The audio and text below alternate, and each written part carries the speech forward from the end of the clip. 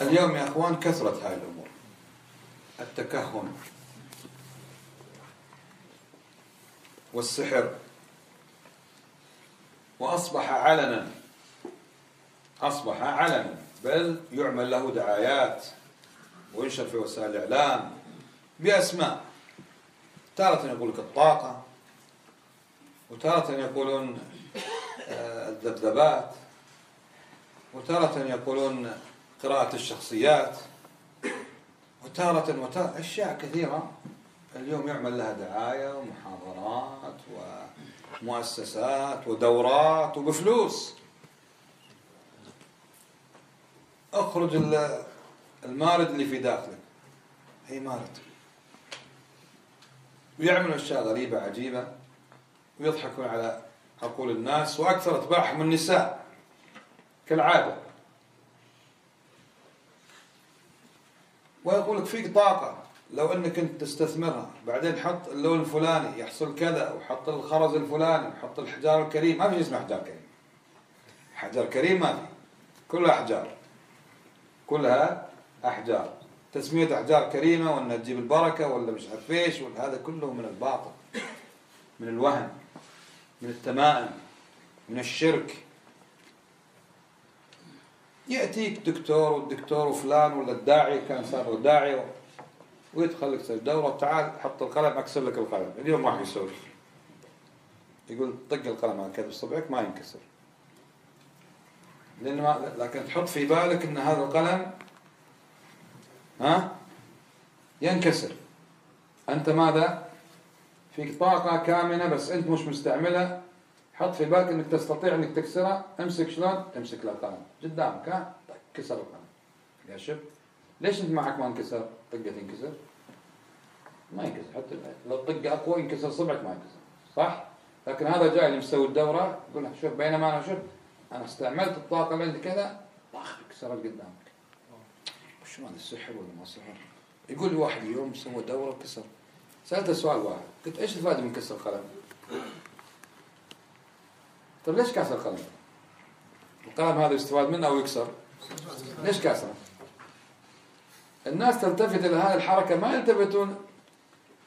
كان يقول بعض المشايخ الصوفية يقول كرامات إن فلان يطير بالهواء. قال طيب طار ووقع، شو استفدنا؟ الصوفي هذا من كرامات إنه ايش؟ طيب طار ووقع، شو الفائدة؟ ما الفائدة إنه يطير؟ قال من كرامات إنه يدخل في النار ولا يمشي على القزاز ولا على المسامير ولا يأخذ الجمر ويأكله. طيب من قال لك أصلا نحن أمرنا بها؟ بل نهينا عن هذا. قال جل وعلا ولا تقتلوا أنفسكم إن الله كان بكم رحيم. رجل نذر أن يقف بالشمس، قال النبي صلى الله عليه وسلم مروه فليستظل. الشمس لا تقف به، مش بعد تمشي على النار. من قال لك أن هذا أصلا أمور قد أمرنا بها؟ من قال لك أنها تقرب إلى الله؟ روح صل ركعتين، حافظ على صلاة الفجر، ارفع لك شيء، خير لك من هذا. عندك طاقة اجعلها في طاعة الله، مش تروح تكسر الأقلام. وهذا جاي محاضرة يأخذ عليها أموال، يأخذ عليها دعايات وكذا، أو ربما يأتي يزور المركز الفلاني أو الكلية الفلانية أو وما يأخذ شيء، لكن دعاية للمركز عنده هناك، تعال كلها طاقات. وأنا أشوف الشيء أطالع نفسي بالمرآة أسوي كذا، بيروح عني الزكام، يروح عني الزكام، أبي مش عارف إيه، حاجات كلها ما أنزل الله بها من سلطان، يأكل أموال الناس بالباطل. هذا اللي يعمل دورات حتى يأكل أموال الناس بالباطل، وكل أشياء بين الكهانة وبين الديانة البوذية. وفي شيء اسمه يتخيل أشياء ويجلس جلسات معينة، أشياء كلها ديانات أصلا صينية وإغريقية وبوذية ومش عارف إيش.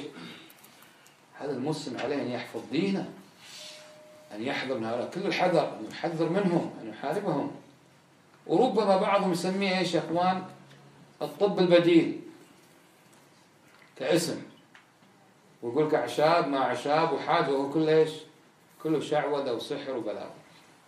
حتى بعضهم أصبح الآن بكل صراحة يدعو إلى ما يسمى بالصرف والعطف، اللي هو إيش؟ يعني يصرف الزوج للآخر أو يصرف عنه. والنساء تذهب عشان زوجها ما يتزوج عليها، سوي له عطف، أنه يصير عنده إيش؟ مثل الخاتم عشان ما يروح لغيره. وأموال قد تنجح بميزانهم وفعلا تربط زوجها لكن تخسر آخرتها والعياذ بالله. السحر من أكبر الكبائر، بل أن كثيرا من السحر ما هو شرك بالله، بل لا تتسخر الجن والشياطين إلا بعد ما يكفر بالله، ما يستنجي بالمصحف أو يقول على المصحف أو يسب الله ورسوله أو يسب الأذان أو يستعين أو يستغيث أو يذبح لغير الله، وأنه كان رجال من الإنس يعوذون برجال من الجن فزادوهم رهقا. والشيطان كلما طاع الإنسان كلما ازداد. إن عبادي ليس لك عليهم سلطان إلا من تبعك. إذا تبعه الإنسان زاد، إذا صد عنه واستعاذ بالله منه خنس، لكن إذا سمع كلامه واستجاب له فإنه يرهقه ويتعبه ويستمتع بعضهم ببعض. يقول له تعال استغيث بالشيطان، استغيث استعين به، اذبح له ويتسخر لك، يطير بالهواء، يكسر لك اغلام، يسوي مش عارف ايش، لكن شيء مقابل شيء. ربنا استمتع بعضنا ببعض، استمتع بعض من بعض، هذا يعطيه وهذا يعطيه، فهذا يعبده من دون الله أو يذبح له من دون الله، وهذا الجني يطيره بالهواء ويجيب له أخبار ويطلع له أشياء مفقودة ونحو ذلك. هذا كله داخل ايش يا اخوان؟ من جنس ما حرمه النبي صلى الله عليه وسلم من حلوان كان. وسمي حلوان لأنه يأتي أموال كبيرة بسهولة، يضحك على الناس ويأخذ أموال طائلة. أي نعم، يأتي إنسان فقد ابنه أو ابنته وعنده أموال، هذا كم يدفع علشان يطلع بنتي؟ ها؟ مستعد يدفع.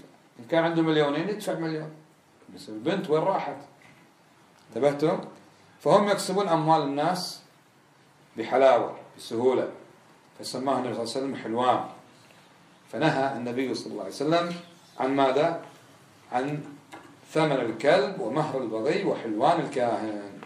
والكاهن اسم لمن يزعم علم الغيب، يزعم علم الغيب والعياذ بالله، ولا يعلم الغيب إلا الله. فمن أتى كاهنا فصدقه كفر بما نزل على محمد صلى الله عليه وسلم. إذا أتاه وسأله بس أتاه، هذا لا تقبل له صلاة 40 يوما. وإذا صدقه كفر، يعني مجرد الاتيان لا تقبل له صلاة 40 يوم. مش معنى لا تقبل له صلاة 40 يوم يعني إجازة يريح 40 يوم لا ما يصلي مجاز، شو مو بالنفاس ما يصلي 40 يوم، لا يصلي ولا له أجر.